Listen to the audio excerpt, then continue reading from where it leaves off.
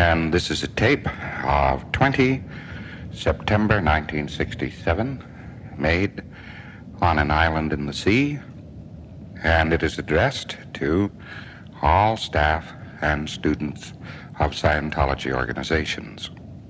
The background noise that you hear is not in actual fact tape noise. It is the wind howling up a cliff and hitting over the area where I am sitting. Out before me here is the wide blue sea with ships passing by, a few fleecy clouds overhead, and the bright sun shining down. I am giving you this short talk because you might have wondered what I was doing. Rumor lines are not very reliable, to say the least, and in a world which is as wogged as this one, are not likely to even approach truth. I do not like to create a mystery with regard to our activities. You have heard mention of the Sea Org, the Sea Organization, and you are likely to hear other mentions of it as time goes on. This is in reality just another Scientology organization, with the difference that it handles extremely advanced work and materials, and its personnel are OTs. Its mission is to bring clears through the upper levels safely and certainly and with speed, and it also has the mission of getting in ethics. On Earth, it would be quite impossible to bring in a totality of Scientology technology without first bringing in ethics. We have learned that technology does not thrive in an area which is enturbulated and which has many suppressives and factors which are hostile to the better side of life. We are, in organizations, making progress to the degree that they bring in good order inside the organization and in their immediate areas. Only then do we have technology effective and functioning. The only time that Scientology technology is ineffective is when it is not used or when it is altered considerably. To give you a little background history, a sort of Ron's journal, I have to tell you some of the things which have been going on in the last few years, of which you are not particularly well informed, I'm sure, but of which you have heard some vague rumor. On January the 22nd of 1963, the Food and Drug Administration made a raid with drawn guns on our organization in Washington, D.C., immediately after we had offered to then President Kennedy assistance in his national programs with the use of Scientology. His reply to this apparently was to order a raid on our organization. I determined at that time that organizations must carry on a line of defense and that I must accelerate the technology advance and wrap up the entire subject in a very short time. I have probably done something on the order of a century of research in the very few years since 1963 and can advise you now that I have completed any and all of the technology required from WOG to OT. The FDA raid, thanks to the able actions of the Washington organization and the defense which I arranged and other things, eventually came to nothing. It was heard sometime earlier this year, and at this time I have yet to hear of any finding being handed down or any further action taken. There have been in the United States several income tax attacks on Washington, D.C. on myself and on the nonprofit status of the organizations there, and I wish to advise you that all this has been delayed now and you might say put in mothballs by the government pending some sort of activity. There was an income tax attack on myself earlier this year and last year, and from the United States, and both of these actions were won by ourselves, which more or less removed any danger from the Washington Organization, since the government was using a tax on me as a pretext to seize the Washington organizations. In this, they failed utterly and completely. In 1966, knowing that the world would not go on forever without war, and knowing that it might be very advisable for us to have all of our materials in a safe repository, I went down to Southern Africa in order to establish an area where this could be effected. What happened there is that the people of the countries involved began to write me fan mail in floods. I appeared many times on TV and radio, and my popularity was very great, and this could not be confronted by a fellow named Smith and some others, and they refused to extend my visa. There was no more to this than that. There have been several parliamentary attacks upon us, and the state of these attacks is very interesting. Only one parliament, that of Victoria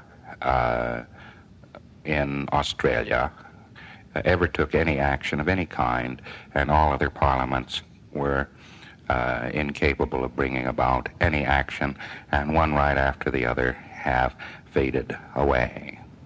With all of this action being taken against us in the last 17 years, I found after the Southern African matter that it was vitally necessary that I isolate who it was on this planet who was attacking us. The attacks were always of the same pattern. They always followed the same newspaper routes. They always used the same type of parliamentary member, and I thought that I had better look into this very thoroughly.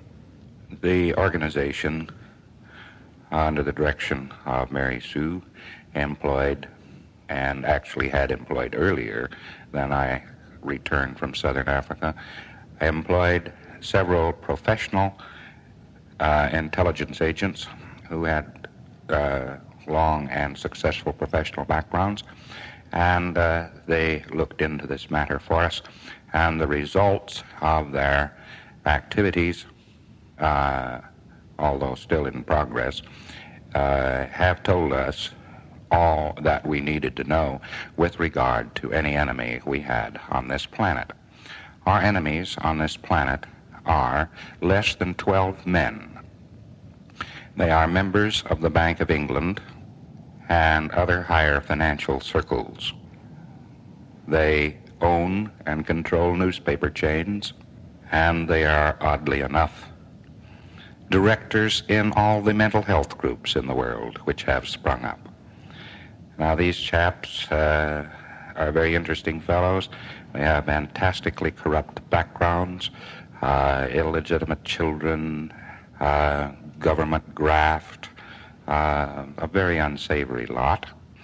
And they apparently, sometime in the rather distant past, had determined upon a course of action. Being in control of most of the gold supplies of the planet, they entered upon a program of bringing every government to bankruptcy and under their thumb, so that no government would be able to act politically without their permission. The rest of their apparent program was to use mental health, which is to say psychiatric electric shock and prefrontal lobotomy, to remove from their path any political dissenters. They were the people behind the Siberia Bill, which almost passed the House of Representatives in the United States and did pass, if I remember rightly, the Senate, which gave the power to any governor of any state in the United States simply to pick up anyone on the street and send him to Alaska. We defeated this Siberia Bill and many other mental health quote-unquote acts of this character, but never really before knew from whom they were coming. Anyway, these fellows have gotten nearly every government in the world to owe them considerable quantities of money through various chicaneries, and they control, of course, income tax, government finance. Wilson, for instance, the current Premier of England, is totally involved with these fellows and talks about nothing else, actually. They organized these mental health groups which sprang up simultaneously all over the world, and anything that has mental health in it, as in its name, or mental hygiene, or other things of that character, such names as that are all part of the organization, which stems from these less than a dozen, really, men. Now, this is very interesting because we innocently moved forward in 1950 and came straight across this very, very broad plot. If there was a cure to mental illness, then people would say, you had better send him to an auditor, and would begin to ask questions if someone was electric shocked or given a prefrontal lobotomy, whereas only by electric shocking and prefrontal lobotomies could they effectively remove their political enemies or objectors. Now, of course, these fellows are very suppressive indeed, and they are actually quite miserable. They are there fighting the Martians, and everyone and anyone is their enemy. They are very badly served. Any of their people can be bought for £100.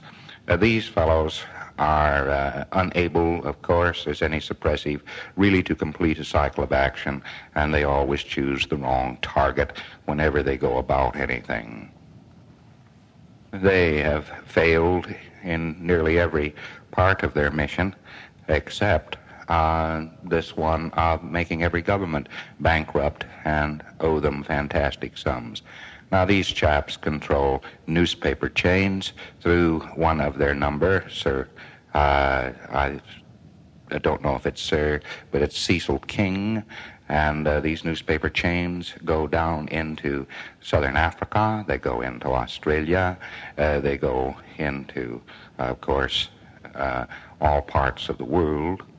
And this newspaper chain was what was being used to try to give us a bad name. It was very interesting that the only effort they ever made was simply to discredit us. That is what they could be counted upon to do, simply discredit us and discredit the workability. There is no faintest doubt in their minds but what our technology does work, because many other such activities as subbub and so forth have gone on unmolested by them. It is only the intensely workable technology of Scientology which has attracted their ire. They have collected rather interesting files on us, our people and organizations, and their orders concerning what to do about this as part of their files all makes very interesting reading.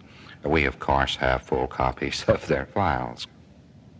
It was, of course, their bad luck to tangle with someone who had been trained in the field of intelligence by the Allied governments, which is myself, and they had insufficient security and insufficient loyalty amongst their own people to keep out the intelligence agents which we sent in against them.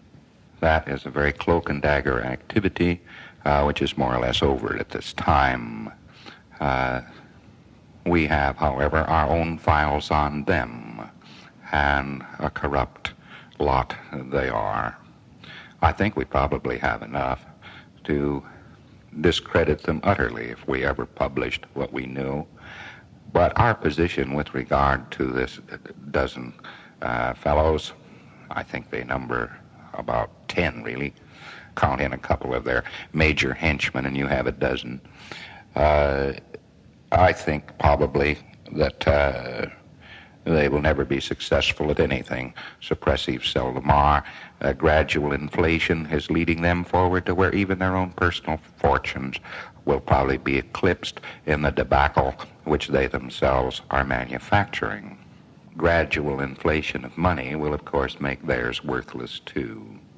Now, these people are not our major objective. We are not even vaguely dedicated to their destruction. Otherwise, we long since would have utilized the information which we have on them. If you were driving a fire engine toward a raging fire and some cur dogs rushed out to bark at your wheels, I don't think you would stop and begin to fight the cur dogs unless you were quite mad, of course. And that is our position. There is a fire which we are en route to put out. And this is the line we are traveling. And this other is merely a sideshow which has been impeding and has made the work relatively difficult. It is rather hard to drive with a dozen cur dogs getting in underneath your wheels and around and about the fire engine. But you see at once that the world is not full of people who are against us. As a matter of fact, they went much too far, and the public has now begun to turn in our direction. They said too much which was untrue. The man who was hired by Sir William Carr, one of these fellows, to smash Scientology through the press, was made the editor of the London Daily Mail. He published in his own column a great many vicious things concerning Scientology, and at the end of the road, the newspaper had lost 80,000 circulation, and he was dismissed. Further, this was the only London newspaper which engaged upon a program of that nature against Scientology. Recently, some magazine has written the most interesting letter I think I have read for some time. They wanted to know when they could interview me because they had to have a story on a man who was changing our times and who was this and that, all very laudatory, rather amazing. The state of the FDA is amazing because in their press releases, which they have handed out, they have said that they had to be very careful with me because there was no telling where I might turn up. And they went on for many pages saying how Scientologists were quite elusive. And the whole tone of the thing is that they were afraid of us. And this is very interesting because we don't happen to be after them. But now the attack is on the basis that we're after them. They are not after us. As a matter of fact, if they only knew it, we couldn't be less interested. The program which I am laid down and embarked upon in January of 1963 has been brought off to total success at the moment through the world, aside from a few yapping voices heard here and there. Things have never been quieter than they are now. We're winning through this rather easily through the great alertness of organizations and their staffs, and through the services of intelligence officers, and through my strategy on the matter, Mary Sue's extremely good work, and overall coordinated performance by us and not permitting ourselves to be distracted from our main purposes has all come out toward a very high win for us. And amongst all those, I have been able, despite all of these other things that I had to do, to bring off and bring forward to its total conclusion the research and so on, up from clear to OT. Well, now, as you may have suspected, I do not necessarily lead a quiet life. I was not much made for an ivory tower or even a desk, and my adventures during the past few months have been rather interesting, to say the least. So long as we are elusive or Fabian, we grow strong. So I have examined these statistics, and we have grown in numbers to the degree that nobody could quite put a finger on what we were doing. Therefore, I have maintained considerable security and shall continue to do so on the activities in which we are engaged, but that does not make them a secret, of course, from Scientologists. It has been my lot to introduce technology which was antipathetic to the best laid plans of mice, and to suffer the consequences for the next many years. And the cycle of public opinion is now rising again on the subject of myself.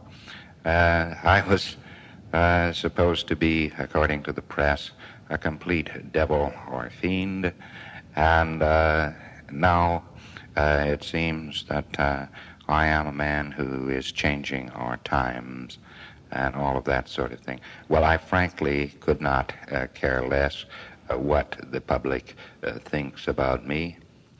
I am solely interested in getting the job done. And as I say, I have many adventures along this line. And last December of 1966, I concluded that I had gone as far as I could go without taking further forthright action with our technology, and I used an old principle of Scientology, which consists of putting the injured member exactly on and in the place it was injured.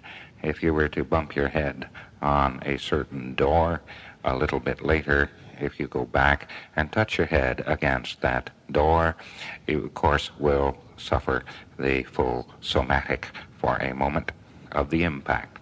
It has to be that exact point to produce this exact phenomenon.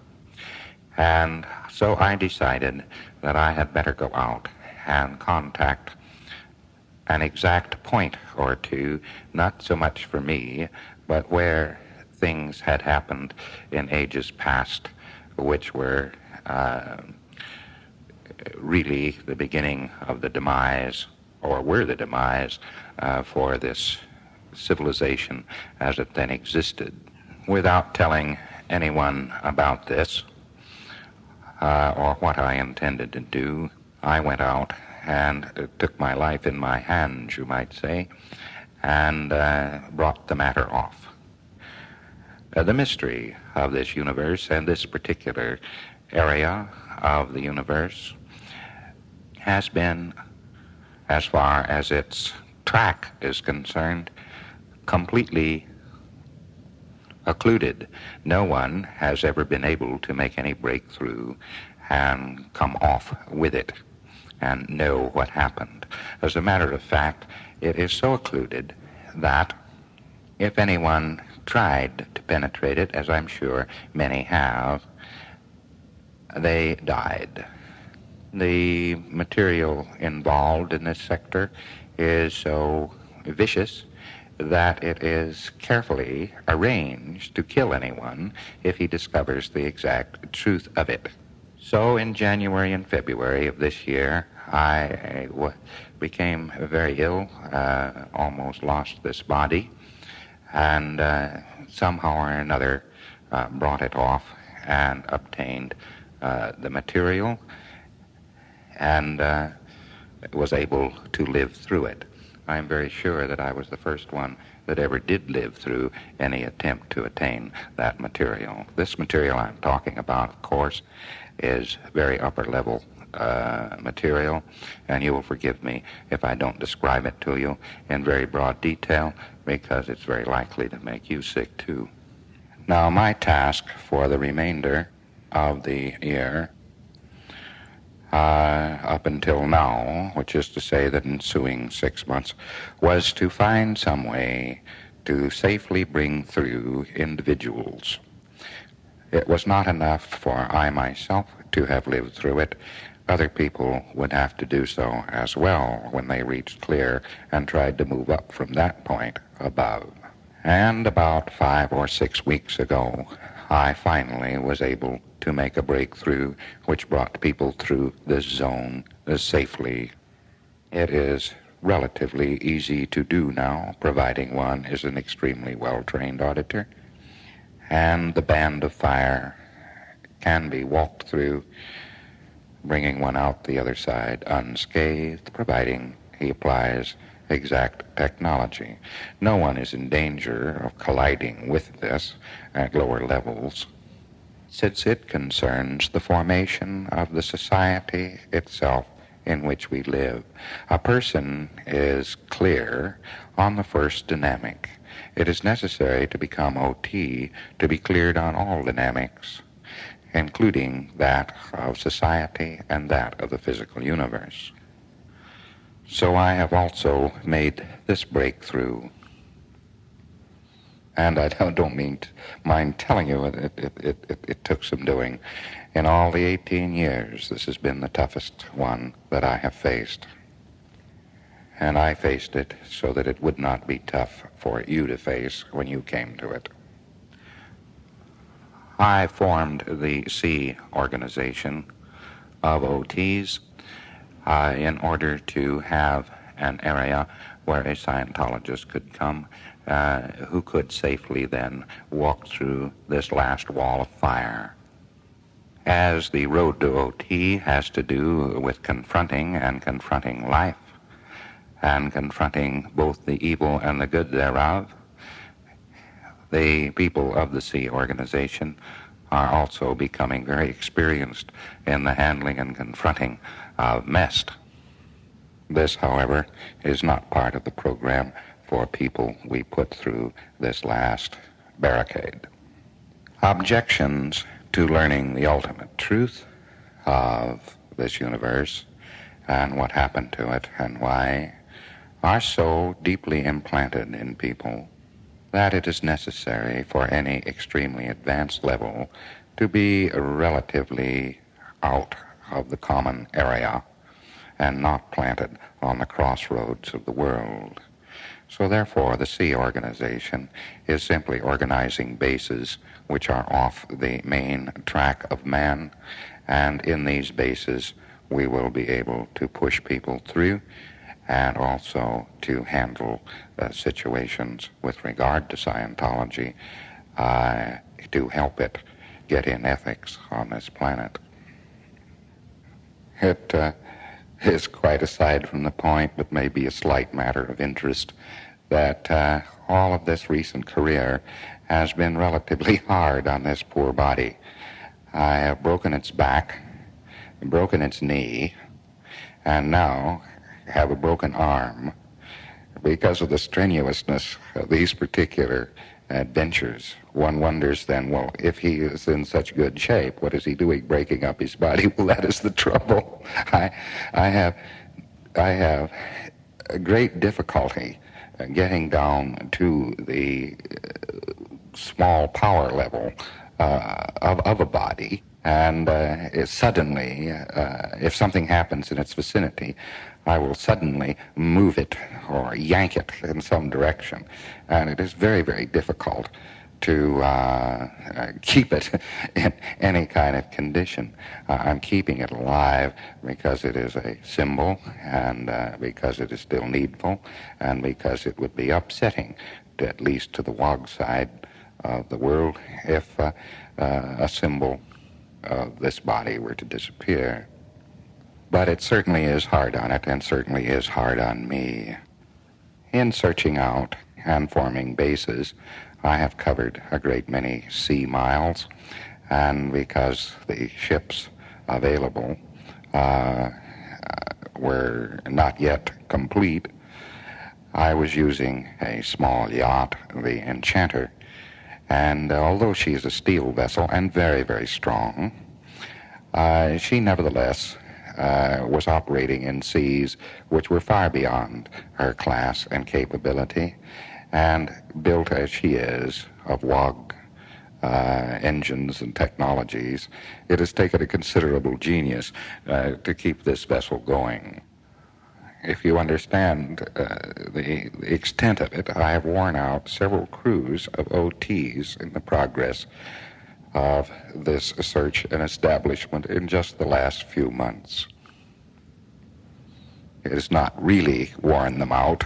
It is just that this vessel has gone through her crews rather rapidly, and they are then returned to other work and activities to recuperate.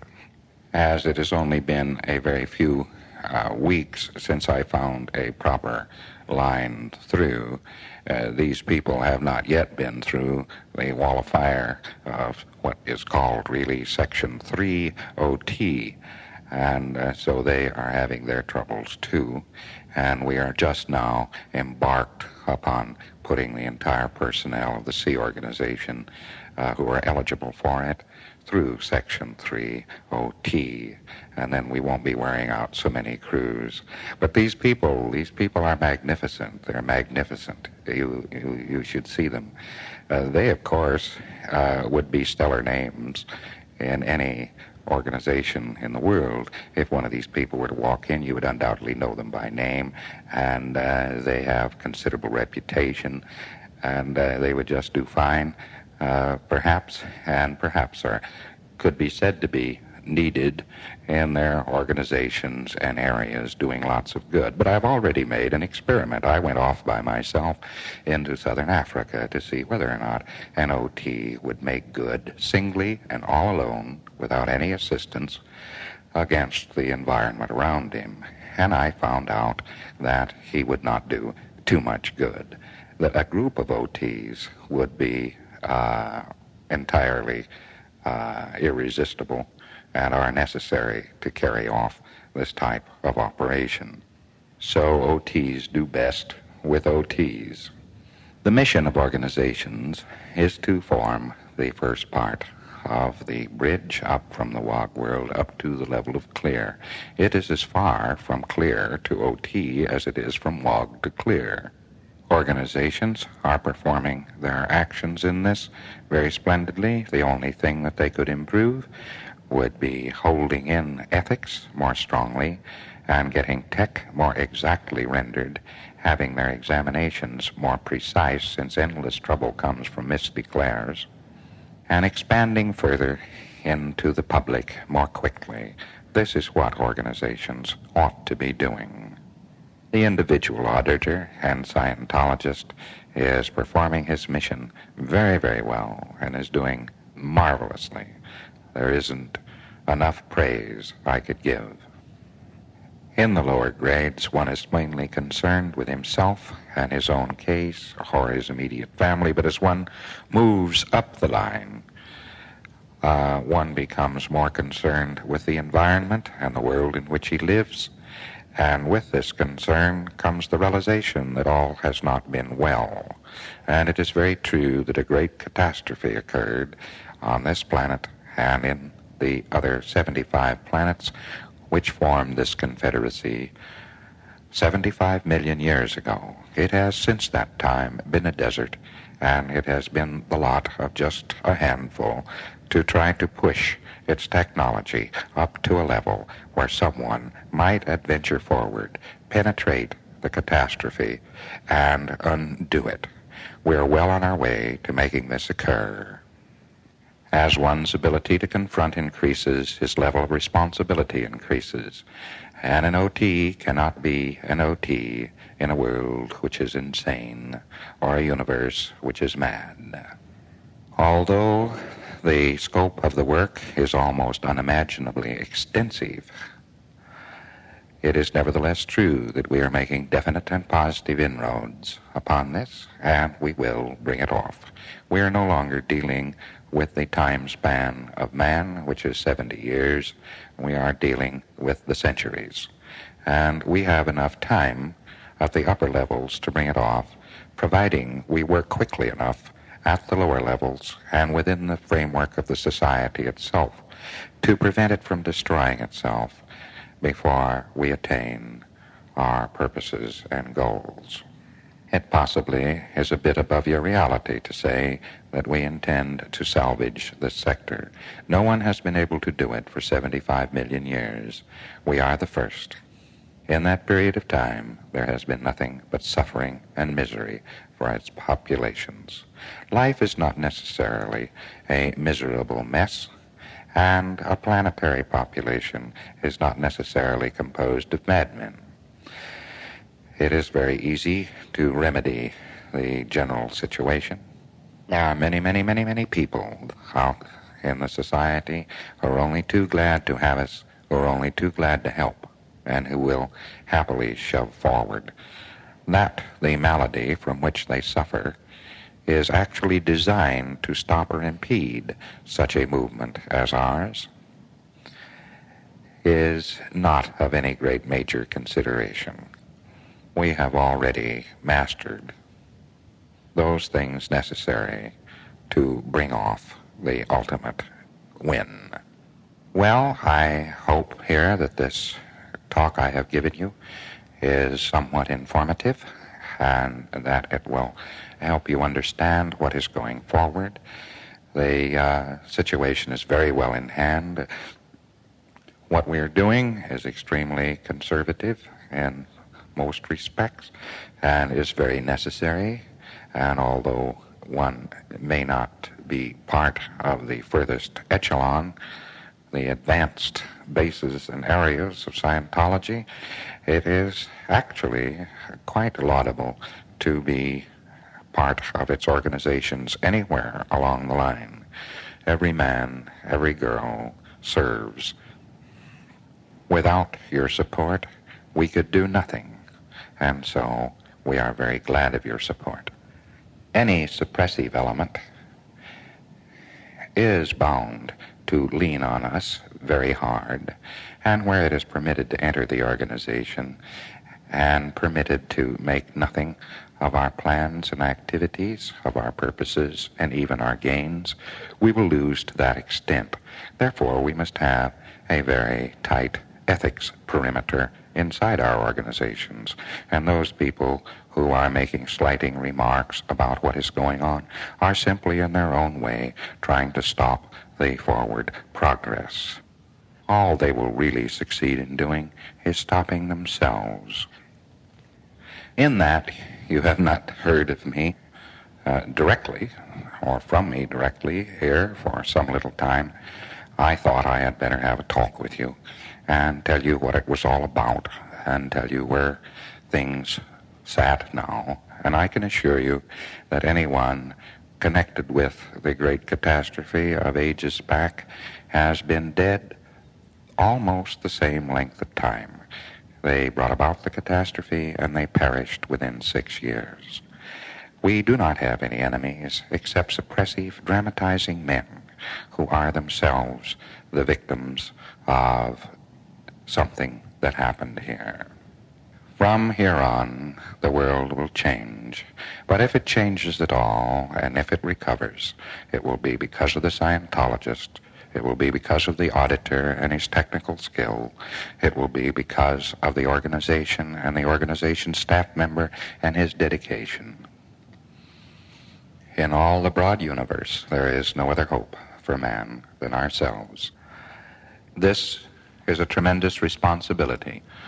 I have borne it too long alone. You share it with me now. This is, however, the game in which everyone wins, no matter what ethics action is taken, no matter what activities go forward. In the ultimate, everyone will win. I am very thankful that you exist. I need your help. I need your support. And no matter what you are doing in Scientology, outside or inside organizations, you are helping me, and you are helping us, and you are also moving forward to the resolution of aberration, war, and dismay in this universe. An essential difference between us and those who make mock of such efforts is we know where we're going, we know what we're doing, and we're moving forward on a very positive, laudable, decent track. We are doing our jobs. That cannot be said for others. I am very glad to have had this opportunity to talk to you, and I hope the data I have given you is of some aid and assistance in clarifying what is going on, in dispelling any doubts or wonders, and more importantly, I hope is of use in aligning the efforts to come forward and to make this a better world and a better universe.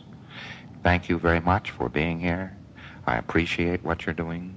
I need your help, and I'm very grateful for what you have done.